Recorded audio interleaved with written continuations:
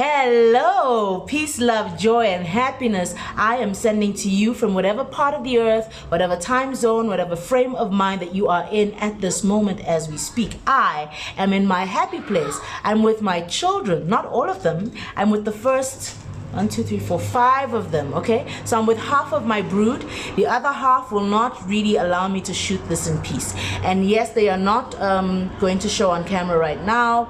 They're not there yet, you know? I need to protect their privacy, if you would. Also, I'm not gonna call you guys by name, right? So I'm gonna go 1, 2, 3, 4, 5. I'm gonna call you by number. Okay, and the reason I thought it would be fun for us to do this is because I had to explain to them why I call the show Life of Interruptions. Before we go on, let me remind you to please like, subscribe, hit the notification button, and share. Okay, so I'm Pearl Osa, and I'm a mom of 10 children, you would know from watching this.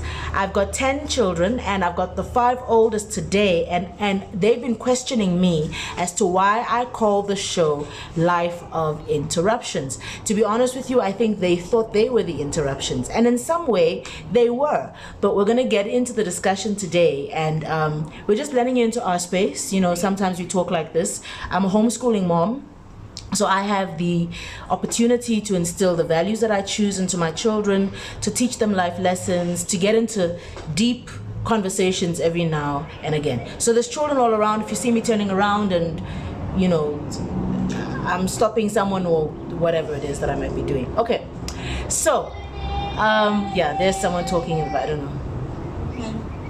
Yeah, that's number 9. Yeah, number 9 is singing a song. Okay, so it's the realities of the home of a woman with many children. It's just gonna keep it real, okay? All right, so who was it? The first person, you came to me, number 2, and you were asking what I meant by Life of Interruptions. What did you originally think it was? That we interrupted your life. So she thinks that that they interrupted my life. Okay, how did you feel about that? You need to speak up. I'm not sure how the camera, how the mic is. I don't know. Were you happy to be thought of as an interruption? Number 5 is in the corner shaking his head and saying no. How did you feel? Did you feel like, me, interruption? Yeah. Okay, and then number 4, you came to me also. What did you ask me? When you say life of interruptions, do you mean like life of disruptions? Disruptions. Yes, disruptions. Do you mean life of disruptions? Okay. And when you thought of life of disruptions, did you think disruptions as in the children I'd had, or just different things that had happened to me? Different things. Okay, so you were not taking any offense. You were not taking it personal. I was not talking about you as far as you were concerned. All right. Anyone else who had thoughts about? Okay, number 5. What were your thoughts?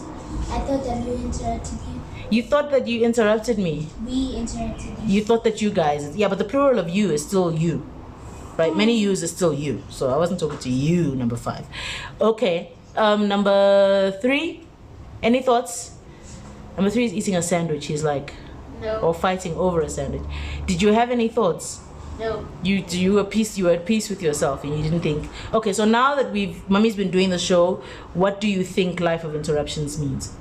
That you had one plan and then God came and stopped that plan and gave you another one. Okay, you thought I had one plan, God stopped my plan and gave me another one. Number 1? Somewhat the same thing. Somewhat the same thing. Okay. And what do you think was my original plan, guys? Yeah.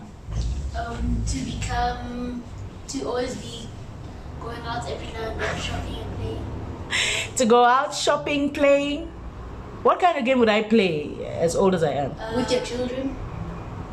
No, but the children are not supposed to be the interruption, right? No, you actually wanted to have 2 children. I wanted to have 2 children, yeah. House with The white picket fence, she's trying to remember. And then her husband was a business husband. And my husband was going to be a businessman, yeah. And you also wanted to be a businesswoman. And I also wanted to be a businesswoman. I still am. I wanted to carry on my career. Okay. So, yeah. These were really my plans. I don't know about the 2 children. Can I tell you guys something about children? I've always loved children. Like, I've always loved children. And I was an only child, right? So somehow I had to make up in my own home, but I didn't think it was going to be 10. And my grandma had, who knows how many? 12. No, not 12. 11. She had 11. And I always used to joke, I'm going to beat her record. I'm going to have 12, just one more, of one more than she had. Okay, number 5, I don't know what you're doing, but you're being very distracting. I don't know. Do you want to let me in on this? He's like kicking his brother. Yeah, I'm telling the people. Okay, so I always said I was going to have many children. You've got to be careful what you say, because the power of life and death is on. Yeah, guys. I always said, but I thought I was joking, and I didn't understand the impact, right, of what it meant to have 12. I kept saying I was going to have 12 children. And I remember I loved children. I would see other people's children, and I was always like, oh, kuchi ku, can I carry? Can I muji boo boo boo? And you know how I feel about people wanting to carry my babies in public now? You don't really Not very like comfortable. No, who's comfortable? I didn't. Protective. Yeah, I'm very protective, but I didn't understand that's what those moms were feeling, and I felt so slighted. I was just like, ugh, showing off just because don't worry, I'll have my own one day. So to be honest with you, I never had a concept of how many I wanted. I always joked about 12, but 2 was not a plan, right? I just knew it was a comfortable number. I could afford to look after them. I would have the huge house with the white picket fence, and I would look out in the garden, and they'd be playing in the garden. You know, that was the plan. And then there was the interruption. Can I tell you guys, do you guys know how today is the birthday of number 6? And do you guys know the story about how we came to have number 6? When you thought number 5 When you was thought the number 5 last. was over, We thought number 5 was over and done with. then God gave you another one. Okay, so my husband and I run ministry together. We do everything together. We sing together, everything together. And he's come to always want me by his side. Who wouldn't want that, right? But when I'm not pregnant, obviously I'm more agile, I'm more effective, I can run around and get things done. When I am pregnant though, I'm a bit slower, you know. Understandably, I waddle around. I've got serious penguin feet when I'm pregnant. So I'm slowed down. There's a morning sickness, blah, blah, blah. And he obviously is concerned and he wants me to rest up. But I'm resting and he needs to keep moving on. So he misses me in the grand scheme of all the things that he's supposed to be doing. Sorry, there's cars outside. Anyhow.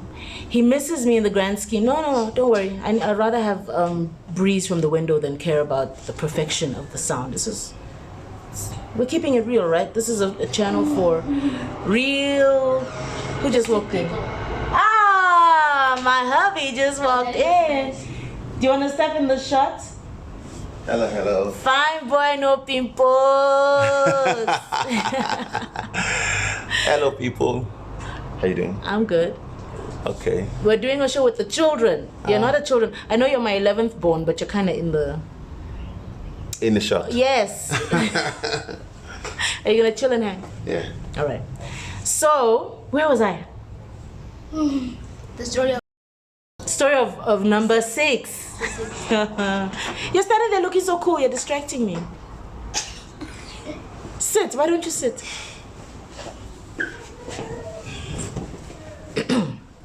Yeah. So, yeah. Number 6. Yeah, number 6. Number 5. My husband said. Yes, so after number 5, my husband said, girl, we got work to do, enough of this. And I fell for the first and the last time in my life into a deep depression because, not that I knew how many children I wanted, but something about the situation told me we were not done. I couldn't explain it. You know, if you have an interruption to your life's purpose, to the reason you were called, you're going to find yourself unhappy. A lot of people who are facing depression, there are chemical reasons, there are historical reasons, there are generational reasons. I don't know. I don't have a chronic depression issue. But I know that there are certain instances of depression which exist because people have not apprehended and pursued the reason for why they were called. And for as long as you're living a contrary purpose, you won't be happy because you're not skilled for it, you're not equipped for it. The people who are sent into your life are sent to help you for what you were sent to be and do, and not something else. So you're like a round peg in a square hole. Anyhow, he had said this is the last child, and we should be done with it. And I went into hospital ready to have this 5th child in a bout of depression. Came out, and it was hard. And then a prayerful person was in their prayer time one day and received an inspiration in their spirit that go tell the Osas that I'm not done with them. I've got more children to send. And they brought that news to my husband, and he was like, okay, I'm never one to say I'm not listening if you say God has said. So let's interrogate this further. And before we could even do that, a second person came through and said, you know what, I received a message for you in prophecy. Please let the Osas know I'm not done. They mustn't close shop. I've got more children to bring. So that was my reality. And then a month after that came number 6. Today is number 6's birthday, and he brought my smile back. He just brought, so my children were not an interruption per se in a negative way, and I didn't know how many children I was going to have, so 2 was not the plan. I think I told that long story just to get to that point. Anyhow, so you're saying now you understand that life of interruption simply means that I had a plan, but it was not the ultimate plan. It was not God's plan for my life, and now I am living God's plan. And you would notice that a lot of the videos I'm going to be doing speak to certain ways I used to be, things I used to do that got interrupted and put me on a new path. And I'm sharing this new path with you. And I find that even though I resisted the original path, this new path is just the best. So number four, we were talking the other day when you actually was like, you want me to tell you what exactly I meant by life of interruptions. And when we were talking, I shared. Do you remember what I shared with you? What it really meant? About how an interruption might not feel pleasant, but you end up finding out it was the right thing for you. Yes. Okay, so share with me. The last part I remember, because he said when you're going the wrong path and then the Lord pulls you to, when he's taking you up, it doesn't feel nice, so you're not sure where you're going, but when you're on the right path, you feel nice. Yeah, and I was giving examples about how, for example, we've got a baby. That's not news in this home, but the most recent baby, let's put it that way. So our recent baby, who is now 9 months, guys. Yes. He'll be 9 months next week, so he's 8 months. But he's at that stage where he's experimenting, he's crawling around, he's touching stuff, and we constantly have to yank him away from the things that he's touching. And I was explaining that a life of interruptions just means that there is a safer path, there is the controlled, I don't want to use the word controlled, there is the designed path, a path that was designed for you to drive on. It's like a car, there's a path on the road for you to drive on, but you can go and drive in the water. Is the water the natural path for a car? No. Is the forest full of thick trees the natural path for a car? No. Okay, so clearly the road which has been tarred and prepared for cars is where they should drive. And if they then go on a rocky, bumpy, off-road track, they can't stay there forever. They might be thinking that they're enjoying themselves there, but then they suddenly feel a yanking out of there and they're put back on the right path. Or, like when I pull number 10 from touching electricity, he finds himself mid-air, like he's flying. In that flight mid-air, it's not pleasant. He's like, I was busy with something. I had a plan. What are you guys doing? But we yank him out of there and put him on the right path. And soon he discovers, or at least anyone watching from the outside will know, that that path is the path of safety. He doesn't know yet. He feels interrupted. He feels irritated. But along the way, when he grows up and then he sees us do it to 11 or 12, or it done to another baby, or he grows into a father and has to do it to his own children, then he'll understand that, oh, this is what was being done to me. So very often, whether it was my career that was interrupted, my friendships that were interrupted, are we having biscuits? Relationships. And I just interrupted myself. Relationships that are interrupted, or your life's plan, 3 children, 2 children, job at the bank, BMW, by the age of whatever it is that you thought was interrupted, if you follow the original divine plan for your life, you're going to come to enjoy the interruption, number one. You're going to be able to teach others from that interruption, number two. You're going to be able to arrive at your original destination. Life will not be wasted. So that's what the channel is about, really. It's about me just sharing that which I've come to discover. I see so many people on the path that I used to be. And guess what? That might be their path. It might be where they're supposed to be. I see so many people who I can tell they're made for greater, made for more. You know, when you're on the wrong path, it's fun, but it's not ultimate. You know, it's often very enjoyable. It's cool. But at the end of the day, it is not profitable. It doesn't yield the most out of the seed that is your life. It cannot replicate. It's a dead end. It's a dead end. And so when you're yanked and brought back to the original path, it might not feel nice, but when you begin to see the fruit and see the increase, you know. I remember seeing 2 different pictures of me at age 20 and age 40, 21 and 41. I think it was 20 years apart. And Lord, I'm gonna do a show on that. You can go to my Instagram page and you'll see those 2 side by side, black and white.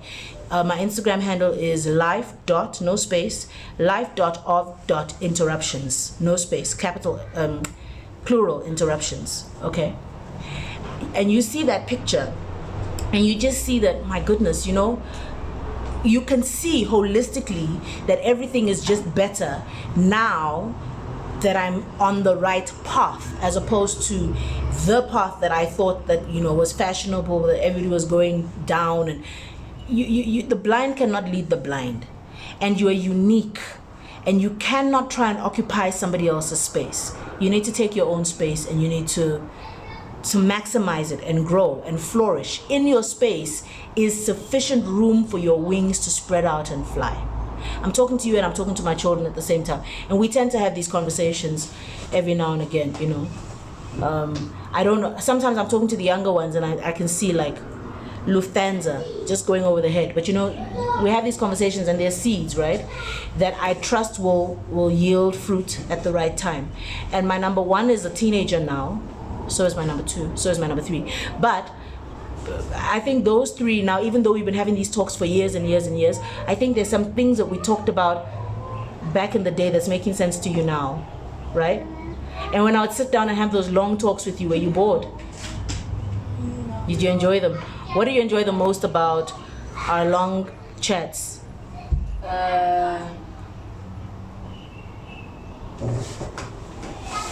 Number 2, what do you enjoy the most? The stories that?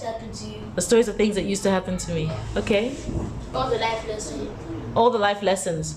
Tell me the greatest life lesson you've learned.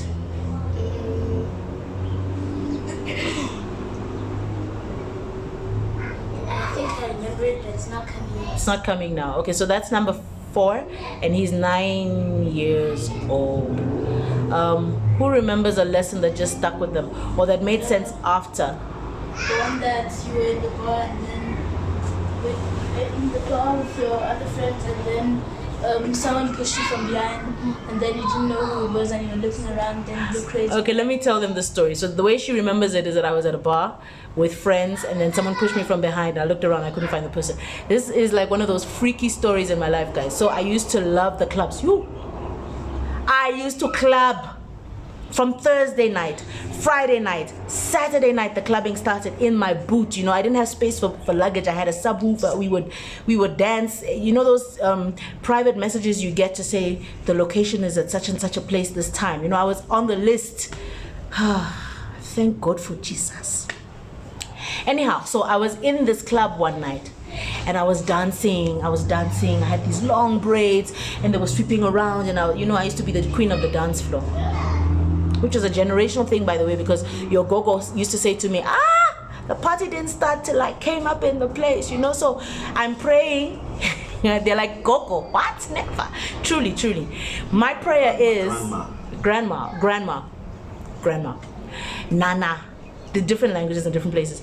I'm hoping that I'm praying You know, there's this thing that says generational curses run in the family, but they ran out when it came to you. I'm hoping it ended with me, guys. Guys, there's nothing to go out and look for in those scenes. Can I hear someone say amen? Amen. Yo, please let me have done enough for you. I've been in enough trouble. Don't go there. Anyhow, so I was in this club and I'm dancing, and I got a shisampama. Shisampama means hot slap. I got a hot, guys, a slap. You know the slap that it alters you for a second? It makes you go. Yeah, say that again. It makes you go what? Like someone just rang on the door. Like someone just rang on the door. I got this hot slap. I turned around. I was ready. I was ready for whoever was messing with me. Guys, there was no one behind me. You're laughing. There was no one there. I thought maybe my braids had slapped me. But that slap was 5 minutes to a blow. The braids could not have had that impact. And I couldn't see anyone. And I knew it was pretty, for me, I took it as a question from heaven, like, what are you doing here? What are you doing here? This is not your, you see guys, have you noticed, think about it. If you had, take Sia Kolisi now, right? He's the champ, he's the rugby leader, he's the captain, that's the word. He's the captain of the rugby team, the Springboks in South Africa. You see he's made history. You see, Mommy doesn't watch sports, but I jumped to see him receive that trophy. You know, the whole nation rallied in behind him. We were all excited. Even if I'm allergic to sport. You guys know Daddy wants to watch sports. I'm just like, I just put my foot up for a foot rub and I can sleep off while he watches. It's a nice compromise. Can someone say compromise? Okay, so, but I mean, I got into that, and so many people got into that. Male, female, old, young, foreign, local. Everyone got into that moment. He made history. Do you think that he could get to that point of making history by going out clubbing, being wasteful with his life, wasteful with his money, not caring about his family? Do you think that he would get that kind of platform and opportunity? No. I watched a video, remind me to show you guys today. I watched a video and he was telling his story of when he grew up. His father was an alcoholic, used to beat up his mom before she died. He says, I picked up her teeth. I was with my friends and we picked up my mother's teeth from the street corner. I mean, that was deep. And he said everyone in our community was impoverished and our role models were drug dealers, because they seemed to have money. Those are the people we looked up to. And so because my dad used to smoke weed and everybody used to smoke weed and do drugs, I tried it for a second. I thought, let me try this also. He said he tried it and he was like, this is not working for me. Do you know what he would do? Every day he would go to school. He would stay at school, do his homework. When he was done doing his homework, he would go for rugby practice. Come home, and whether there was food or not, he says if there was no food, his grandma would say to him, you know what, there's no food today, let's just have sugar water. Drink water with sugar in it, you won't feel it, go and sleep. Tomorrow we'll see what to do. And he said throughout the night he wouldn't feel hungry. The sugar water sustained him. But he got up in the morning, he would go, he would do school, do his homework by himself, and then go play rugby. He was discovered and given a scholarship to move from the school. His school paid, the school fees were 50 rands a year. 50 rand, 50 bucks a year. And they could not afford that. Yeah, sit back, listen. It was 50 bucks a year and he could not afford to pay 50 bucks a year. He said, I never saw socks in my life. I wore my auntie's shoes to school. And when I'd get to school, everyone could see that this was a woman's shoes and they would, you know, laugh at me. And I couldn't care less because I'd been through enough in my life, right? And he says the first time he played rugby that he was picked out by this coach who now gave him the scholarship, he was wearing silky boxers. Do you guys know what silky boxers? He was wearing underwear. Underwear. Silky underwear. On the sports field, playing with other boys. He says that must have been why they picked me out. Like, hey, that one stands out. But I mean, many people would just feel sorry for themselves, right? Like, oh, I can't go play, I don't have the right shoes, I can't go play, I don't have the right kit. He had the discipline, the fortitude, the focus that no one even paid attention to what he didn't have. All eyes were on what he did have. And he could never have built that discipline, built that level of skill if he followed everybody else's route in his township. You think if every day he went, he smoked weed, you guys have seen what happens to lungs when you smoke. You know what happens to your kidneys and your livers and everything when you drink. Imagine that was his path. That's what he did. There is no champion who doesn't live a life that is different from the normal. Do you think chickens and eagles operate the same way? No. No. You want to fly, you've got to find different company, guys. That's just the reality. So how did we get here? But this is how we always talk. I think we're talking about someone's most memorable. No, we started from someone's most memorable talk, one of our talks. We talk like this all the time, people. We just let you into one of our conversations. We want to thank you for joining us, and it's been fun hanging with the Osas, with the top 5, and mommy, and the other. If you can hear in the background, the other 5 are somewhere in the house going, yeah, making a lot of noise. But that's the reality of a home with many children. It's a lived-in home. There's nothing artificial here. We do life and we do it in abundance. Thank you so much for joining us. Hope to see you next time. Don't know what we'll be talking about, but hit the like button, hit the subscribe button, and hit the notification button.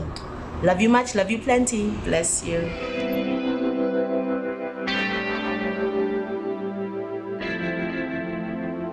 Come away with me.